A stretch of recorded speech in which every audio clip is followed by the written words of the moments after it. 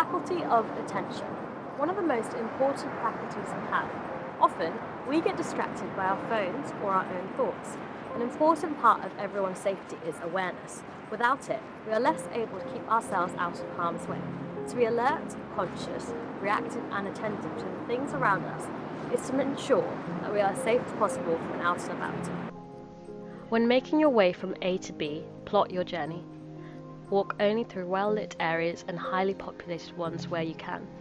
This is to say that you should avoid taking any shortcuts. Also, check in with people. This could be as simple as an "I'm on my way home" or "I reached my car" text to a friend. But it is highly advisable to let people know where you are. Don't feel the need to be sympathetic. One of the most dangerous situations you can find yourself in is if you approach a potential attacker who showed vulnerability.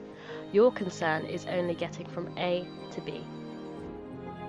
If you're getting in a car, check to make sure no one is lurking around it and lock your doors as soon as you enter. When driving or riding a bike, you need a level of awareness. It is therefore important to implement those same skills when walking. An important part of everyone's safety is keeping your eyes and ears about you. Avoid looking at your phone.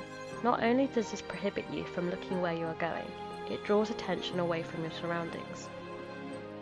Walking with headphones in has a similar effect. In this case, now you are both distracted and deaf to anyone who wants to approach you. Finally, don't look through your belongings for too long. Although you may be able to see and hear around slightly more, this makes you appear off guard and easy to overpower. The closer a potential threat is, the more danger you may be in. Always take this into consideration, as it is better to be a little paranoid than to be a victim. If someone is following close behind you on a street or staircase, make a comment. This can be anything from asking what the time is to how bad the weather's been, but make small talk nonetheless. That brief moment of interaction means that you've seen their face, which makes you a less likely target. Do not underestimate the power of interaction. If they continue to pursue, shout "stop" or "go away." Where this may feel awkward or strange, if the attacker knew the victim was going to be able to fight back or draw attention, there's a much lesser chance that they would have attacked the victim in the first place. So far, these have all been preventative measures you can take to avoid being a victim, but they are by no means foolproof. If a situation escalates, here are some things to always keep in mind. As a means of self-defense, aim for the eyes, throat or groin.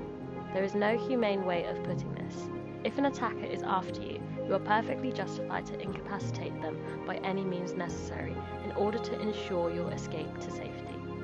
Punching an attacker will most likely do more harm than good, but remember that the elbow is the hardest point in the body, and this can also be used to strike. Forcefully stamping on their foot can also provide time to escape.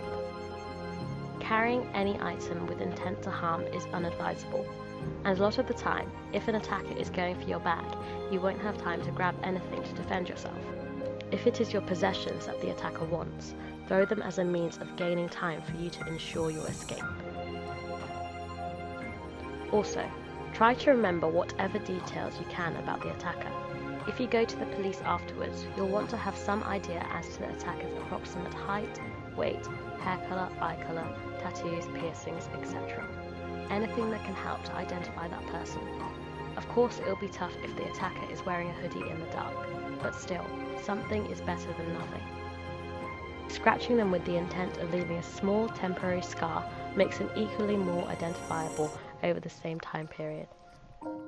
The most important piece of advice this video can offer, above all else, is trying to remain calm. But this is also the hardest piece of advice to follow, as it is much easier said than done. You have to think of it as simply as this. When you're hungry, you eat. Well, when you're panicked, you breathe.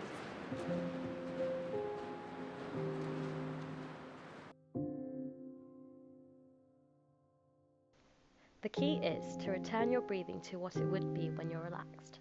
Do this by taking exceptionally deep breaths, and physiologically, your body will calm itself down. If you are not calm, it will prohibit you from handling the situation in the best way possible. Panic is your worst enemy.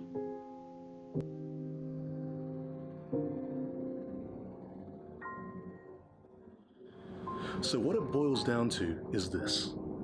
Fear diminishes the faculty of attention. It impedes our ability to be able to see and choose the options available to us. By remaining calm, maintaining that composure under pressure, you will always have an impact over the outcome of the situation so that you can respond appropriately and increase your chances of getting away unharmed.